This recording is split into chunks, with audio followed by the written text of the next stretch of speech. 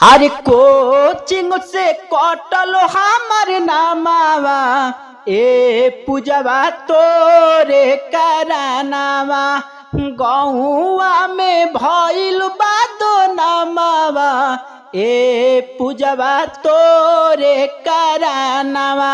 दोस्तों ट्रैक है अरे की यूपी बिहार में खिलल बाटे नामावा ए डार्लिंग तोहरे करानावा। सो दोस्तों इस पर मैं काफी अच्छा सॉन्ग लिखा हूँ जो कि ऑर्केस्ट्रा सॉन्ग है और मैटर काफी अच्छा सॉन्ग है और स्कूल से लेकर कोचिंग तक का मैटर है। सो दोस्तों काफी अच्छा सॉन्ग है और ये ड्यूट सॉन्ग लड़का और लड़की साथ में गाने वाला फुल एंड फ्री सॉन्ग है। सो दोस्तों वीडियो को लास्ट से जरूर देखना। वीडियो अच्छा लगे तो वीडियो को लाइक कीजिएगा, सॉन्ग अच्छा लगे तो लाइक जरूर कीजिएगा।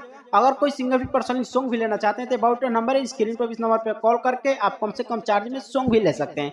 चलिए दोस्तों अपना सॉन्ग स्टार्ट करते हैं। दोस्तों ये मुखड़ा जैसे गाएंगे उसी तरह से आपको रिकॉर्डिंग करना है, जहां से 2 बार वहां से आपको 2 बार गाना, जहां से 1 बार है वहां से आपको 1 बार गाना। तो वीडियो को लास्ट तक देखना होगा। देखिए उसको ऐसे गाना है। दोस्तों एफ से लड़की का है और एम से लड़का का। तो पहले यहाँ पर एफ है तो लड़की बोल रही है आवत तो नहीं तू करे पढ़ाई का बात तू बाटे बताव, चोरी छिपे हम देखत बानी हमरा से नहीं छिपाव। और यहाँ से आपको 2 बार गाना है। आवत तो नहीं तू करे पढ़ाई का बात तू बाटे बताव, चोरी छिपे हम देखत बानी हमरा से नहीं छिपाव। अब के करस लगी हमर मानावा अरे मानावा अरे मानावा। तो फिर यहाँ पर एम आ गया तो लड़का बोले अरे कोचिंग से कटल हमर नामावा। और यहाँ पर कोर्स में ए पूजवा तोरे करानावा गौआ में भइल बादो नामावा ए पूजवा तोरे करानावा।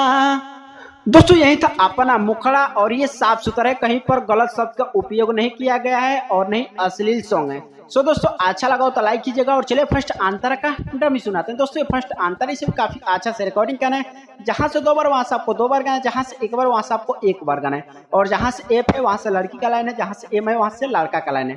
तो वीडियो को लास्ट तक देखिएगा। देखिए इसको ऐसे गाना है। पहले यहाँ पर लड़की बोल रही है आ 2-4 घंटा के हटे पढ़ाई। तो फिर लड़का बोले आ तोरे चक्कर में गईनी पिटाई, हमरा से भइल का बाटे झमेला जानत तो सब बानी तोहार खेला। और यहाँ सबको 2 बार गाना है।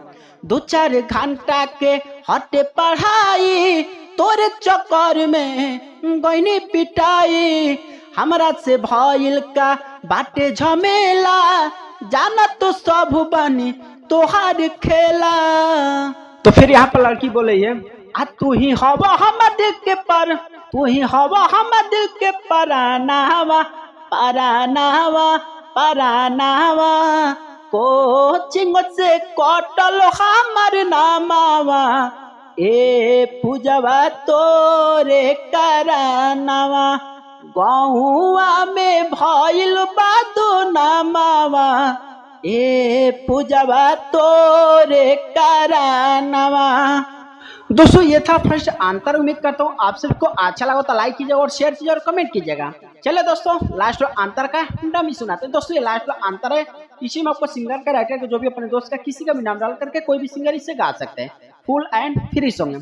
सो दोस्तों यहाँ पर भी पहले लड़की बोल रही है आ राजो सुरीला चलो हमारा साथे।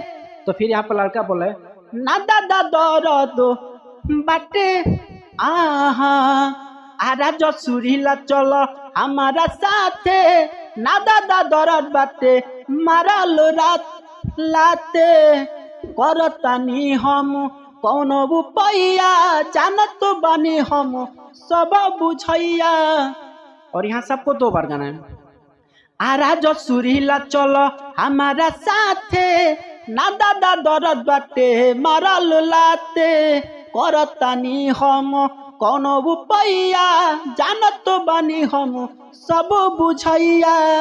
फिर यहाँ पर लड़की बोले माफी मांगतानी छूके चरानावा चरानावा चरानावा,